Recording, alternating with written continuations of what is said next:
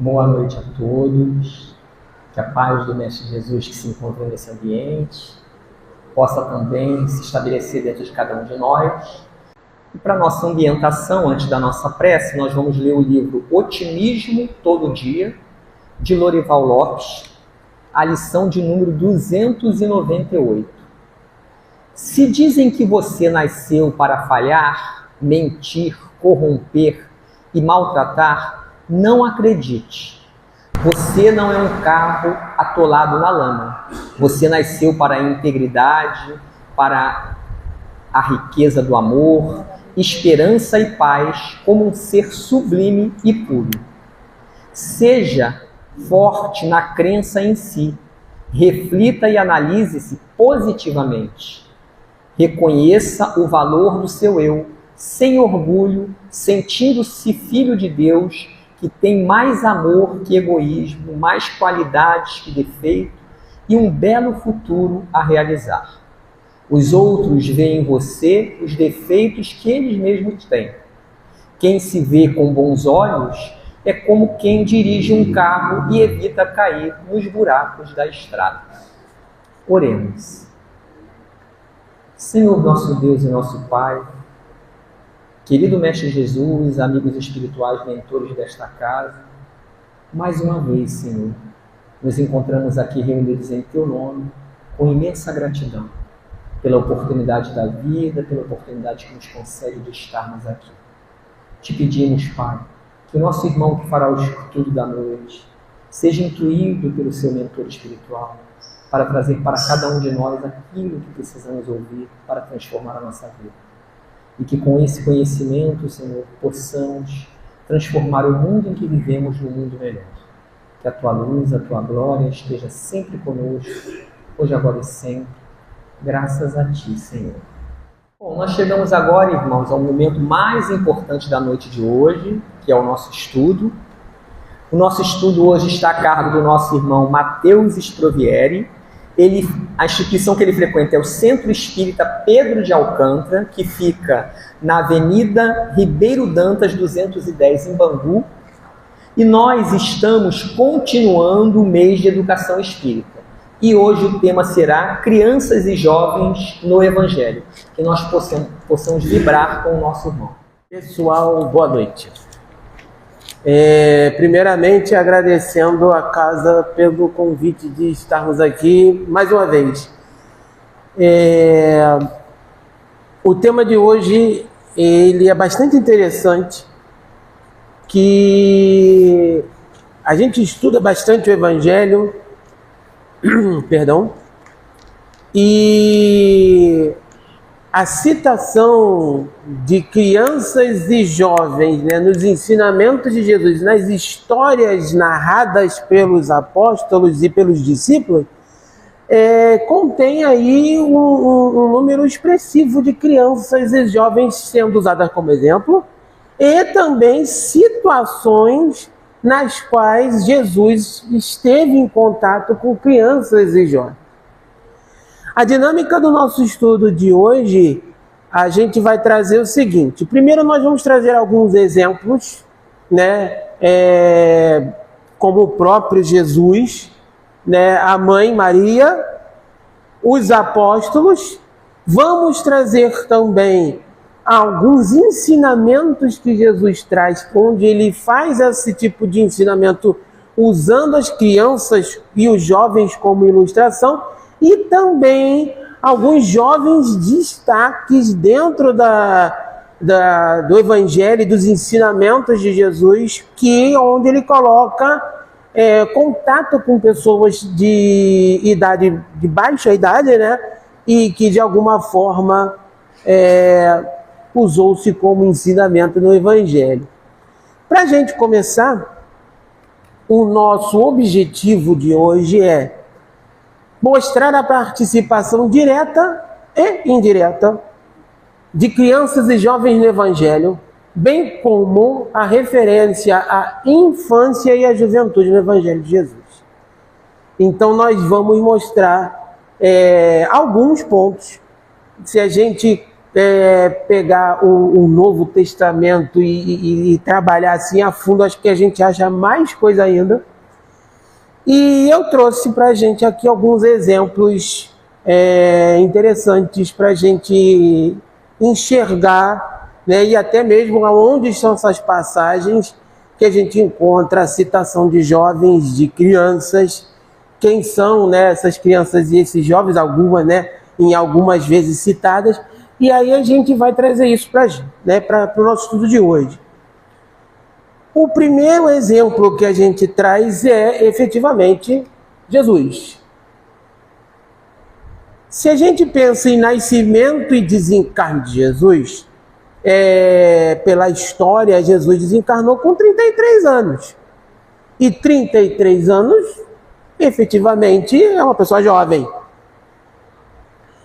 E nesse contexto, a gente tem alguns bons exemplos, né? Não só dessa parte de Jesus adulto, bem como também o seu nascimento e a história de Jesus aos 12 anos no templo. E aí a gente começa, né, trazendo o nascimento, onde na Bíblia, né, no Evangelho traz a anunciação, né, o Espírito chegando a Maria falando assim: olha, você vai receber um cara muito bacana, de uma evolução inquestionável e que vai fazer muita coisa para o bem do planeta, então aguarde que ele está vindo.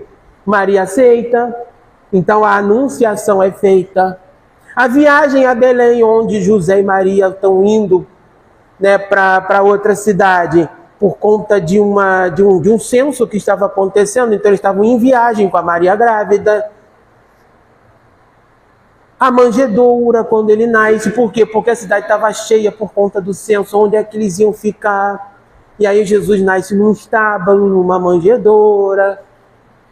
Os visitantes, os pastores, os magos do Oriente, né, os reis magos.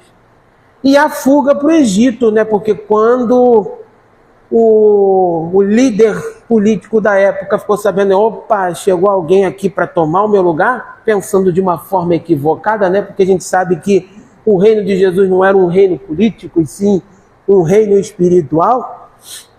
E ele chegou e falou assim: todas as crianças que tenham essa idade aqui, essa faixa etária, eu quero que simplesmente mate. E aí Maria e José correram com Jesus para outro canto, conseguiram salvar o menino Jesus, e ele fez o trabalho dele, né, de forma completa, por assim dizer. Então a gente tem tudo isso relatado em Mateus. Nos capítulos 1 e 2 completos a gente tem essa narrativa. E no livro de Lucas também, os 2 primeiros capítulos, essa narrativa do nascimento de Jesus, de todas essas passagens. Um outro ponto interessante é o Jesus aos 12 anos. Em viagem de Páscoa para Jerusalém, Jesus foi ao templo, onde ficou todo o tempo debatendo e também ensinando os mestres da lei. E Jesus, danadinho, desobedeceu Maria, ficou no templo. Maria, entre aspas, perdeu Jesus, ficou desesperada. 3 dias depois ele apareceu.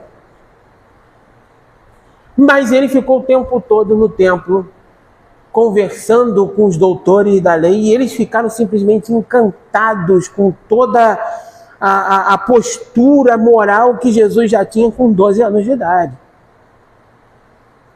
E esse bate-papo foi muito importante para verem que sim, Jesus já era um espírito que tinha essa envergadura, e envergadura suficiente, inclusive, para passar determinados ensinamentos. Ele tinha essa expertise para isso. Então, esse é uma passagem que mostra, né, essa figuração de criança e de jovem no Evangelho, né, com o próprio Jesus. E toda a sua trajetória de encarnação na Terra, incluindo, né, além do nascimento e da morte, todos os ensinamentos deixados para a evolução moral do ser humano a gente encontra no Novo Testamento, no Evangelho, nos Evangelhos. Então, a gente tem o relato do nascimento, de vida e do Calvário. E pensando na idade de desencarne de Jesus, né, repetindo, a gente pode dizer que com 33 anos era uma pessoa jovem. Num slide mais à frente, eu até coloquei que a expectativa, já vou adiantar isso, que a expectativa de vida na época de Jesus, ela não era tão grande. A média de uma existência no planeta Terra beirava os 40 anos. Então, se a gente pensa assim, nossa, Jesus morreu tão novo, né? Mas para a época, ele estava mantendo uma média. Porque dos 35 aos 40 é que se tinha a expectativa de vida. E diziam os historiadores que passados os 40, aí sim que existia uma probabilidade, de uma pessoa chegar no máximo aos 60 anos. Né? Então quem tinha mais de 60 já era considerado efetivamente um ancião.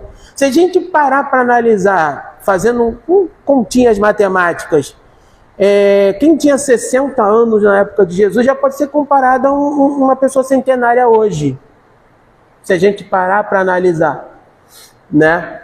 E então Jesus, ele desencarnou com uma idade um pouquinho abaixo da média, mas se a gente parar para analisar, estaria mais ou menos dentro. Então a gente tem Jesus aí como o primeiro exemplo de juventude, né, e da criança dentro do Evangelho. E aí a gente vai partir para uma outra pessoa, que é Maria, a mãe de Jesus. Maria, quando recebeu a notícia da chegada dele, era uma menina, adolescente. E então faz sentido para a gente, já que estamos falando de jovens e crianças do Evangelho, falar dela. Maria, primeiro, né, a citação bíblica, né? Mas esse não é o filho do carpinteiro e de Maria.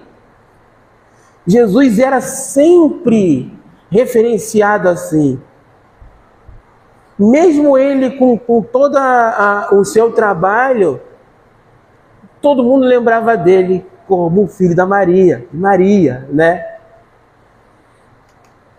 E Maria deu à luz um filho primogênito, envolveu em panos e deitou numa manjedoura por não haver hospedaria, né?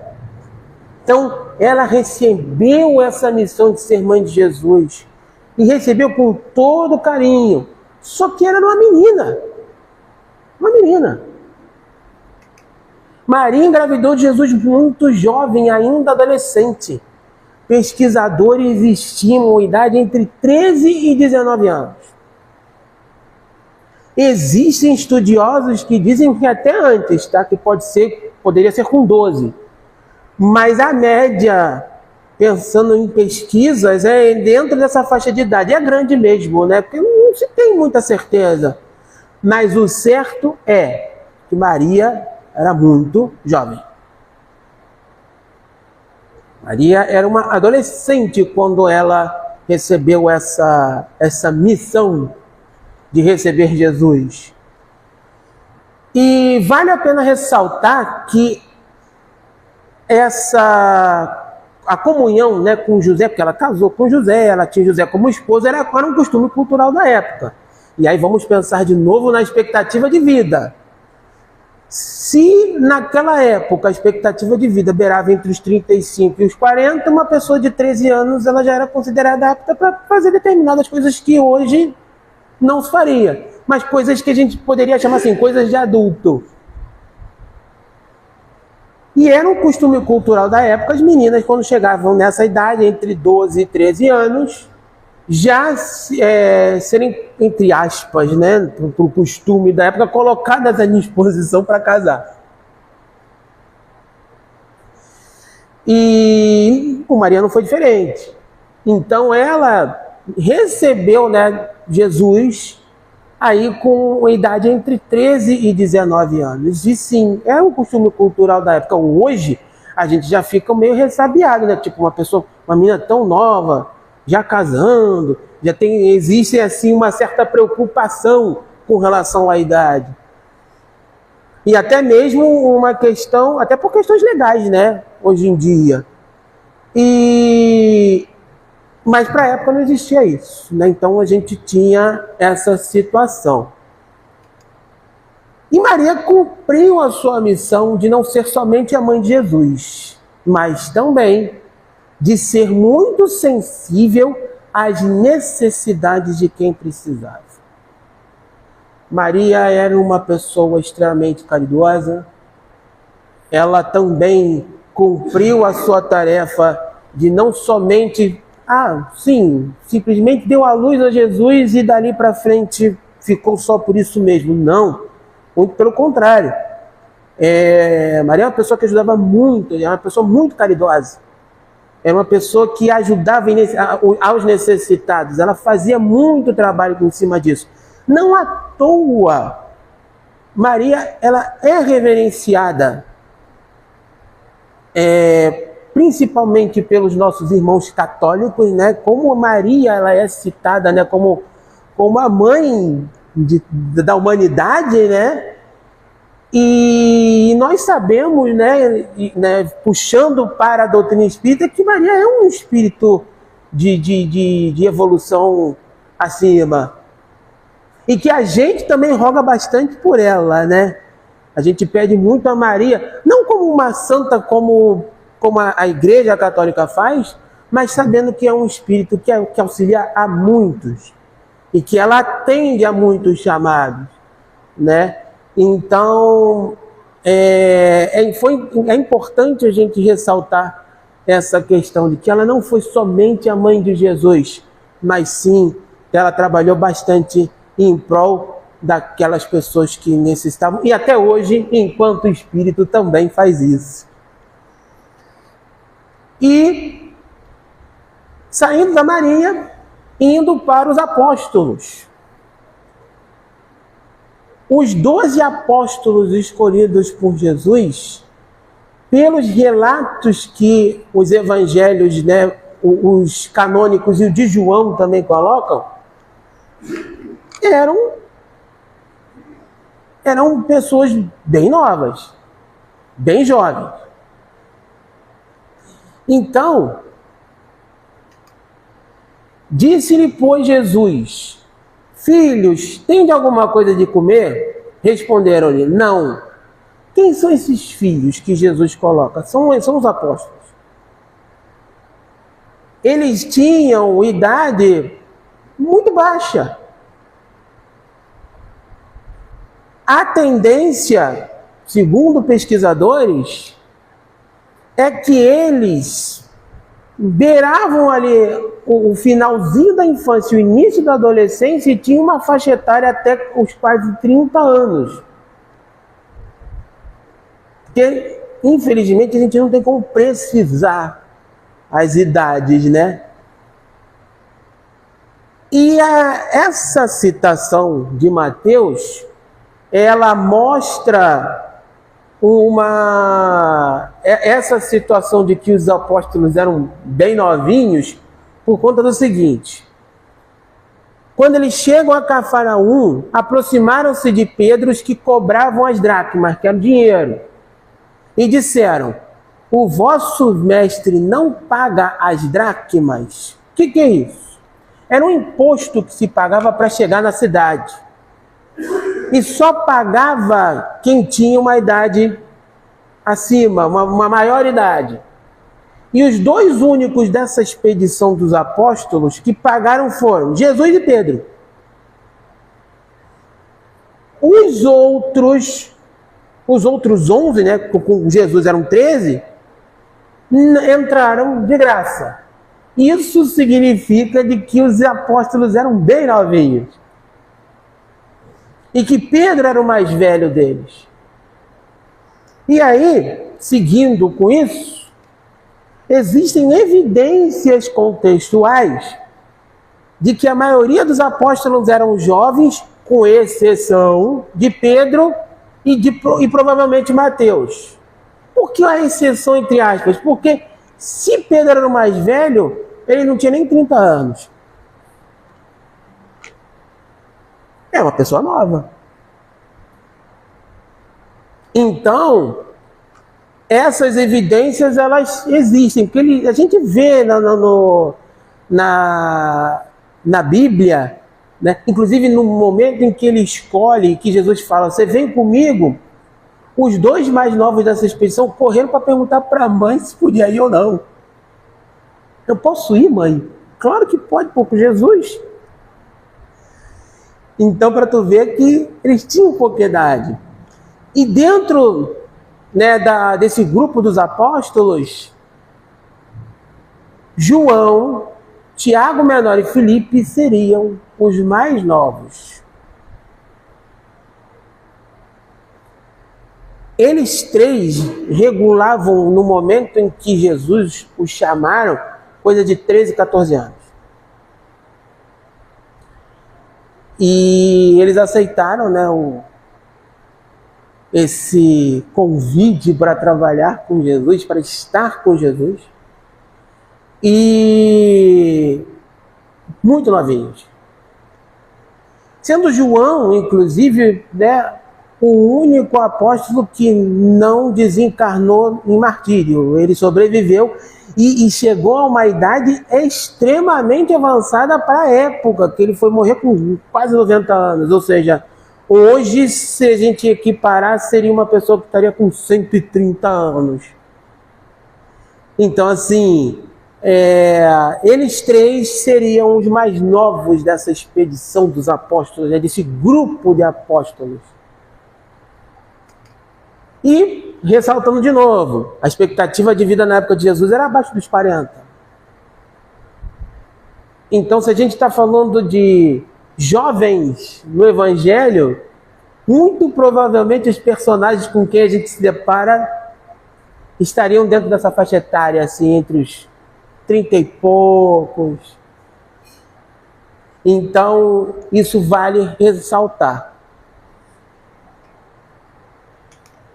Mudando um pouco o rumo da prosa, a gente falou de alguns personagens, de algumas pessoas, né, que estão relatados no Evangelho, né? A gente traz agora alguns ensinamentos que Jesus faz referência a crianças e jovens. O primeiro deles que eu trago para a gente é clássico, que a gente encontra, né, quando a gente pensa assim, criança no Evangelho, a gente já pensa logo nessa de cara. Deixai vir a mim as criancinhas, pois o reino dos céus pertence aos que são iguais a elas. Né? E quem é o maior no reino dos céus?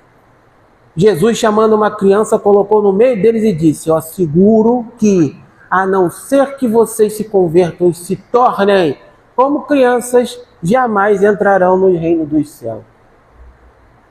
O que Jesus quis dizer com isso? Primeiro, ele compara a criança como a humildade e a simplicidade, coração puro e mente aberta. Ele coloca a criança como um ser humilde, que ainda não tem maldade na razão e no coração. São seres muito simples. O coração puro e a mente aberta para mostrar que são livres de qualquer tipo de preconceito. E que, infelizmente, se a gente puxar para os dias de hoje, tudo aquilo que uma criança aprende de equivocado é por questões de exemplo que ela se depara.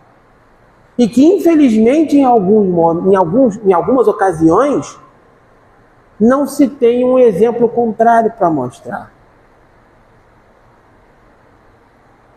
A gente sabe que, pensando na teoria reencarnacionista, a gente fala assim, nossa, essa criança já veio meio rebelde, meio A gente sabe que pode ser algum resquício de passado, ok. Mas mesmo assim, ela possui uma certa inocência. Ela ainda não sabe das coisas de uma forma totalmente concreta. Ela precisa de aprendizado. Então, quando Jesus ele coloca e compara, né, que se a gente não for como uma criança, a gente não entra no reino dos céus, é para mostrar que a gente tem que ser de alguma forma humilde, simples, puro de coração e de mente aberta, livre de qualquer preconceito, livre de qualquer soberba, livre de qualquer situação que infle o nosso ego. Então, a alegoria do vinde a mim, deixem vir a mim os pequeninos, e quando ele pega a criança e coloca no meio dos apóstolos, fala assim, se a gente não for igual a essa criança, a gente não alcança a nossa evolução moral, ele está colocando essas virtudes que estão aí. E outras virtudes mais, quando ele fala das crianças, é a capacidade de amar, aprender e confiar na providência de Deus e cultivar as virtudes da simplicidade e da humildade. Então, quando a gente consegue alcançar, compreender de que esses são os meios para que a gente consiga evoluir, a gente está dentro do caminho. Então, a primeira comparação que ele faz com as crianças, ele já mostra a simplicidade e pureza de coração como meios para alcançarmos a nossa evolução e, consequentemente, evoluirmos de uma forma tranquila e plena, com menos dor, com mais amor.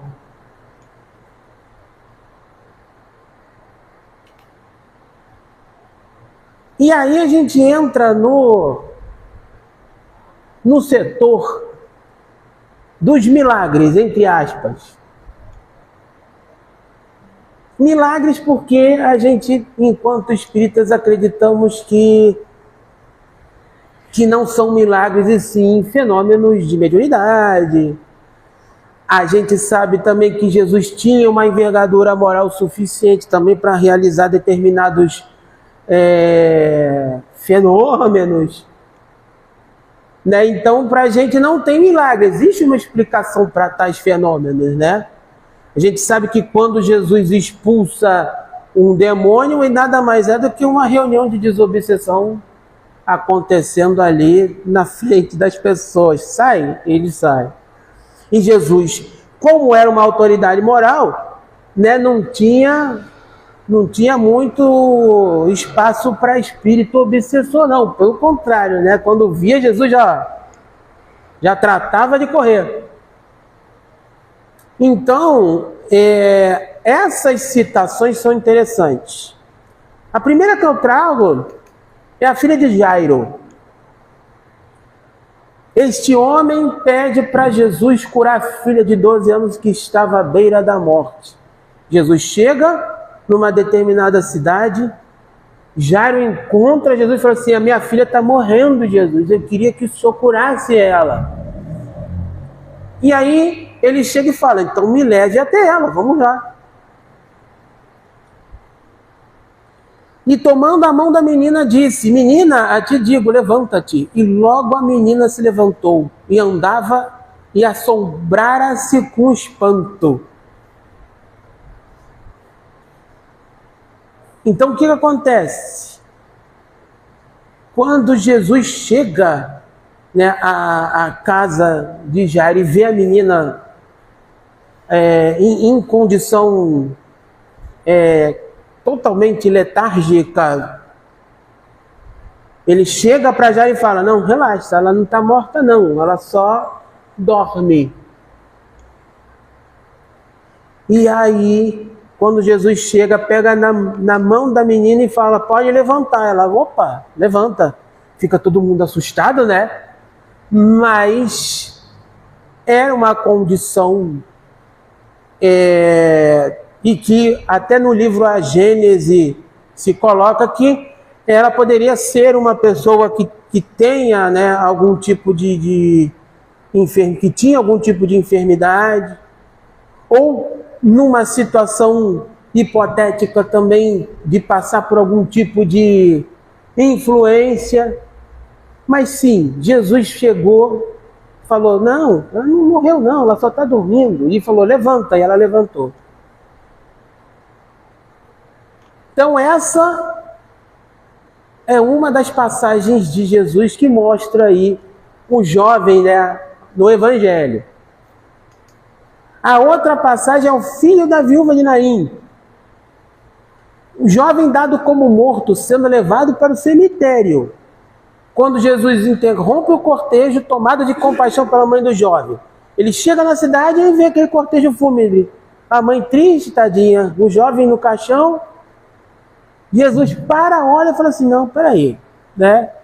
E chegando, tocou o caixão e disse, jovem, a ti te digo, levanta-te. E o que era defunto assentou-se e começou a falar, e entregou a sua mãe. Glorificaram a Deus dizendo, um grande profeta se fez entre nós e Deus visitou o seu povo. Agora você imagina o povo da época vendo isso, né? O menino está no caixão, tadinho lá, de repente fala assim, não, levanta. Ele simplesmente levanta do caixão, senta, começa, oi, tudo bem, gente, como é que vocês estão? Voltei. Com certeza muita gente deve ter ficado super assustada com isso, né? Deve ter, metido o pé, mas ele já sabia disso. Ele tinha certeza, não, ele não morreu. Porque a gente sabe que biologicamente não tem como uma pessoa que está completamente desencarnada, o corpo já se foi, voltar à vida. Né? O espiritismo não acredita na teoria dos zumbis, por exemplo, né? Que chega e volta aquele corpo, né? Volta o mesmo corpo para voltar à sua vida. Então, Jesus já tinha ciência de que tanto a filha do Jairo quanto o filho da viúva não estavam desencarnados, mas sim passavam por algum tipo de enfermidade. E que, de alguma forma, Jesus mostrou, não, calma, ele não morreu, está vivo. Então, temos essas duas passagens. A outra que eu trago para a gente é o menino com o espírito mudo, que diz o seguinte, um pai pede ajuda para Jesus para curar o seu filho que sofreu de convulsões. E a passagem diz o seguinte, se tu podes crer, tudo é possível. E logo o pai do menino disse, eu creio, Senhor, ajude a minha incredulidade. E Jesus repreendeu o espírito dizendo, espírito surdo e mudo, eu te ordeno, sai dele e não entres mais. E ele com violência saiu e o menino ficou como morto. Mas Jesus, tomando pela mão, o ergueu e ele se levantou.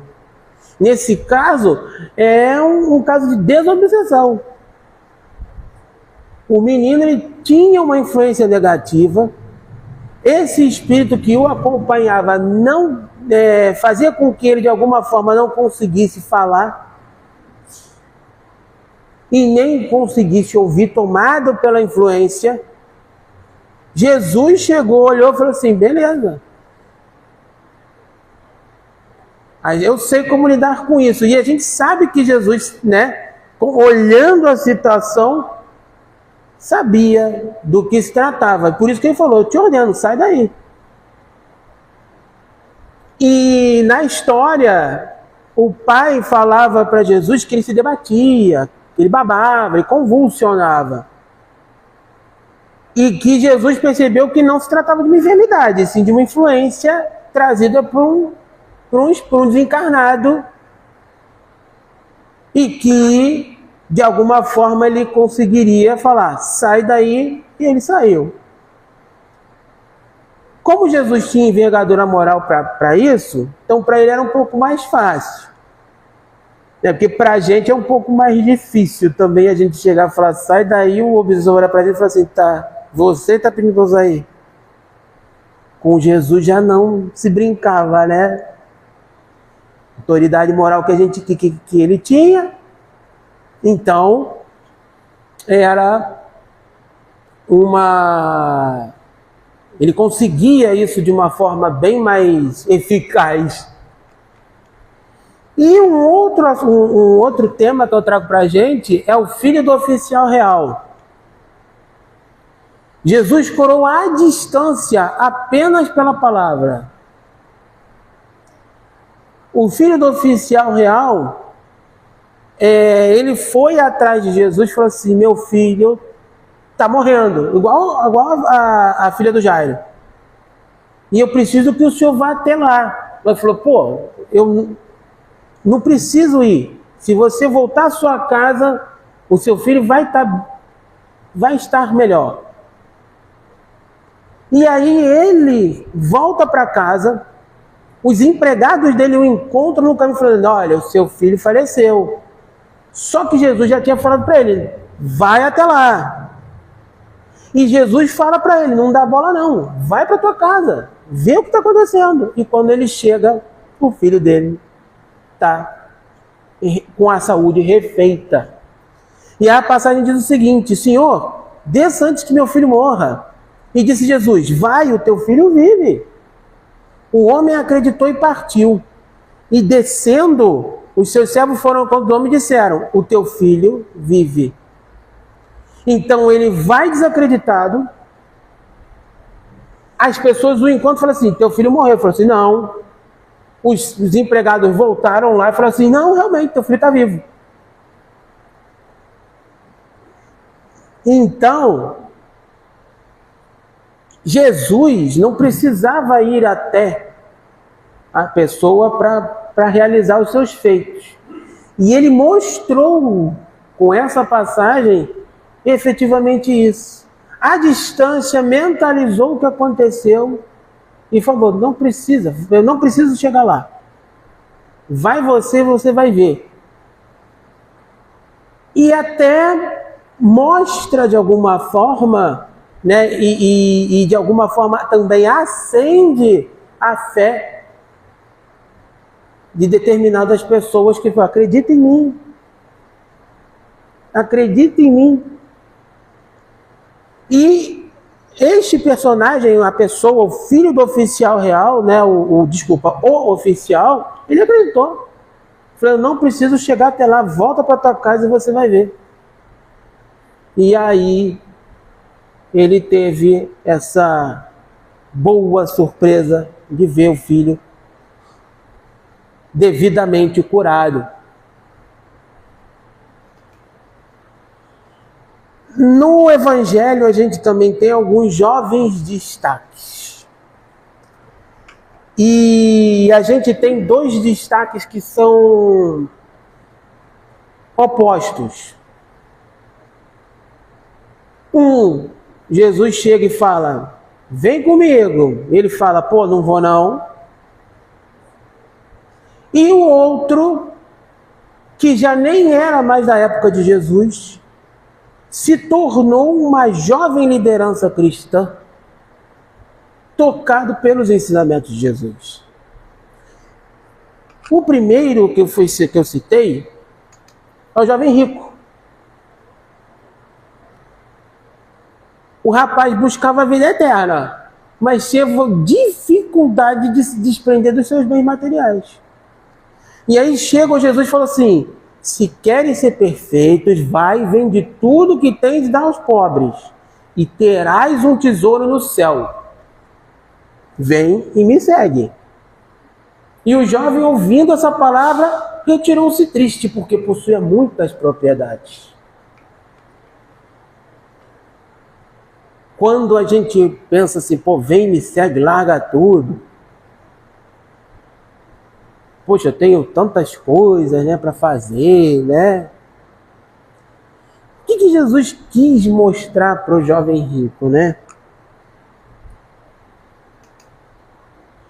Jesus, ele quis mostrar para o jovem rico que o desprendimento dos bens materiais é o mais importante nesse caso. Quando eu converso isso com jovens de mocidade, que estão numa correria danada com relação à vida profissional, o que vai se decidir da vida, o que eu quero ter na minha vida, e quando a gente mostra a parábola do jovem rico, a gente diz o seguinte: o Espiritismo ele não faz apologia a você entregar tudo totalmente, ser totalmente pobre. Eu vou viver de quê se eu entregar tudo? Mas ele diz o seguinte: qual é o tamanho do valor que eu dou às minhas coisas? E o que eu fiz, o que eu estou fazendo para conquistar as minhas coisas? Se chegasse para a gente e falasse assim: olha, está aqui uma chave com apartamento na Barra da Tijuca, no melhor condomínio, está aqui, é todo seu, toma. A gente vai negar? Não, a gente quer morar num lugar legal, pô. Mas aí, qual é o tamanho do valor que eu tenho? Será que eu morreria pelo meu apartamento? Não, eu não vou sair daqui. Como infelizmente muitas pessoas acabam desencarnando por conta dos seus bens materiais, por conta desse anseio e dessa ambição. Será? Será que a minha vida, a minha existência vale um carro, um telefone celular? Então, são questionamentos que a gente pontua. Qual é o tamanho do meu apego às coisas materiais? Certeza absoluta que Jesus sabia que não vou entregar tudo, mas eu vou me tornar uma pessoa melhor e mais desprendida. Era isso que ele queria. Mas o menino não entendeu, aí ficou triste. Falou assim: mas eu não posso, eu tenho muita coisa. E essa lição, ela mostra pra gente só a questão do apego, da questão do quanto que a gente é apegado à vida material. E o que a gente... E o quanto que a gente lembra da nossa questão espiritual, da nossa questão moral. Ninguém é pecador, entre muitas aspas, por ser rico, por ter dinheiro. Mas a gente sabe que a prova da riqueza ela é muito mais complicada do que a prova da miséria, como está no Evangelho, segundo o Espiritismo. Porque quanto mais a gente tem, menos a gente quer dividir. Então, era isso que ele quis mostrar com esse exemplo do jovem rico. E aí um outro exemplo que a gente tem dentro do Evangelho é o jovem nu, literalmente pelado. O que acontece? Jesus no Calvário, seguia Jesus no Calvário, coberto apenas com um lençol, e fugiu nu quando tentaram o prender, relacionando o episódio com o abandono dos ensinos de Jesus e a fé oscilante. Então ele vinha com Jesus. Quando via assim, aquele cara ali segue Jesus. Aí eu não, saiu correndo pelado. Largou o lençol e saiu correndo. Essa história que está no Evangelho de Marcos, ele mostra, faz um paralelo que nesse período que Jesus estava sendo naquele martírio, sendo crucificado, poucos eram os apóstolos que estavam ali presentes. Já teve a história de Judas que entregou o cara, Pedro que negou o cara, e alguns outros também se afastaram. Claro que depois, quando a gente pega a história dos 12 apóstolos, além dos 12 apóstolos, de Maria Madalena, que também esteve com Jesus ali o tempo todo, a gente vê que todo mundo seguiu o cristianismo. Legal, todo mundo seguiu. Porém, naquele momento, ninguém teve peito para falar que era que era um seguidor, discípulo, apóstolo de Jesus. E essa passagem mostra, fazem um paralelo dessa passagem com essa situação. Diz o seguinte: o certo jovem seguia envolto em um lençol e tentaram lhe prender, mas ele, largando o lençol, fugiu nu, pelado, foi embora. Existem religiosos do catolicismo que dizem, aí é algo para a gente estudar, que este jovem, o pelado, é Marcos, o próprio que escreveu. Mas é algo a se estudar. Mas alguns religiosos que estudam a Bíblia associam esse jovem a Marcos, tá? Que não era um apóstolo efetivamente ali no momento, mas isso é algo que a gente fica para casa para estudar se era Marcos mesmo ou não era, né? É uma fonte de consulta legal para a gente pesquisar. Era Marcos? Não era, mas algumas pessoas associam ao próprio Marcos, que está inclusive, que foi ele mesmo que escreveu dele, né, aqui.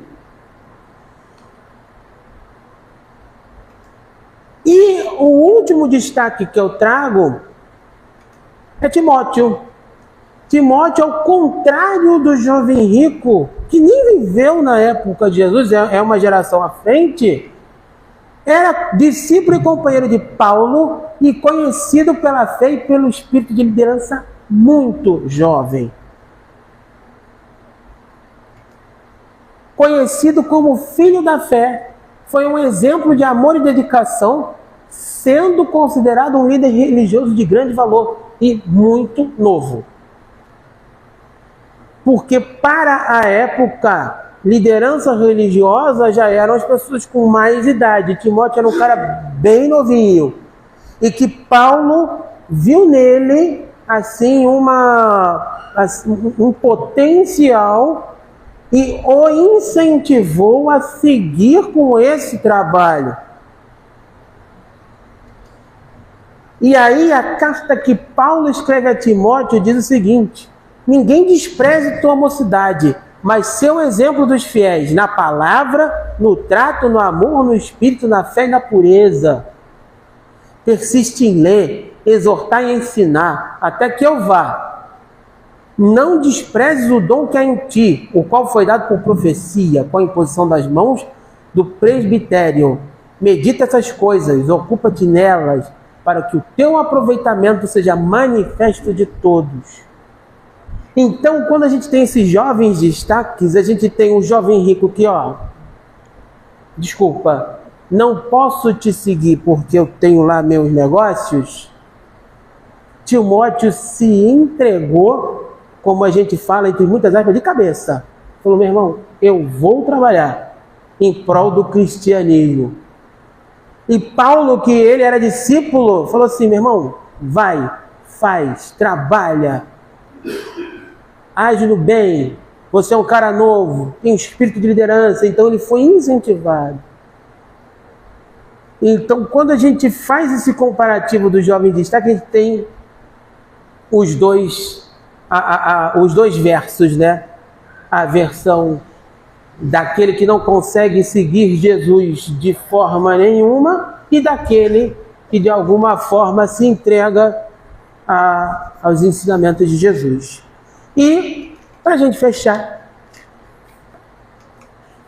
Jesus ia crescendo em sabedoria, estatura e graça diante de Deus e dos seres humanos. Isso está em Lucas, né? Ele querendo dizer que quando Jesus era criança, pequenininho, né? Ele não ia crescendo só, ficando grandinho assim, nossa, você está grandinho. Mas ele também crescia com relação às suas questões morais. Ele já desde pequeno já demonstrava isso. Então, por isso que na Bíblia está colocado que ele crescia não só em estatura, mas em sabedoria e graça diante de Deus e dos seres humanos. E o primeiro ponto é que as crianças, elas são utilizadas como exemplo de ação e comportamento para a evolução moral. Humildade, simplicidade e pureza de coração. Então Jesus usa as crianças para mostrar isso. que nós devemos ser humildes, simples e puros de coração para que a gente alcance de alguma forma a nossa evolução moral. Jesus enxergava as crianças e os jovens como seres que requerem atenção e cuidado. Atenção e cuidado não só material, mas atenção e cuidado também no contexto moral, que é o que a gente faz com as nossas evangelizações, né? Tanto infantil quanto juvenil. É essa atenção e esse cuidado com relação às questões morais, que é o que a gente faz nos nossos centros espíritas. O Evangelho mostra que a juventude é um tempo de escolhas, conflitos e de descobertas. Vê aí, o jovem rico escolheu uma coisa e Timóteo já escolheu outra. E que é um período que a gente é colocado na berlinda o tempo todo. O que eu vou fazer? A que eu vou me dedicar? Será que eu consigo um equilíbrio entre uma coisa e outra? É um momento que a gente realmente para analisar esse tipo de coisa. E os jovens são incentivados a edificar a fé, desenvolver virtudes e se tornarem protagonistas no bem cotidianamente, seguindo os passos de Jesus. Então, esse incentivo, dentro do Evangelho a gente vê as passagens de Jesus colocando a gente para frente. Dentro das nossas evangelizações, que a gente continue fazendo isso, que a gente continue incentivando as nossas crianças e os nossos jovens a estarem aqui com a gente. E mesmo que em determinadas circunstâncias a gente veja até a nossa casa talvez um pouquinho mais vazia, como a gente sabe que tem acontecido bastante por aí, que a gente não desanime de continuar trabalhando, porque o próprio Jesus falava, né? Se tem um ou mais no meu nome, é ali que eu vou estar, e é assim que a gente vai fazer. Então que a gente continue nessa nossa caminhada de incentivar os nossos jovens e as nossas crianças a estudarem o Evangelho, nas nossas evangelizações, nas nossas casas, para que eles, de alguma forma, levem essas informações com eles para a vida. E a gente sabe que às vezes o jovem nem fica mais no centro, mas a gente sabe, com certeza, que ele plantou alguma coisinha naquela criança também, e que vai lembrar, pô, fulano falou aquilo para mim naquela época, e que essas pessoas, que esses jovens e essas crianças se tornem pessoas de bem no futuro, né? É isso que a gente espera. Pessoal, muito obrigado pela atenção de todos, muito obrigado pelo convite da casa de estarmos aqui. A gente se vê numa próxima. Um ótimo final de semana para todo mundo. Que o Papai do Céu esteja conosco sempre. Mais uma vez, obrigado. Nós agradecemos, né, ao nosso irmão Matheus Espovier, que ele possa retornar para sua casa amparado pela espiritualidade e que possa estar aqui em um outro momento, né, trazendo mais um estudo para todos nós.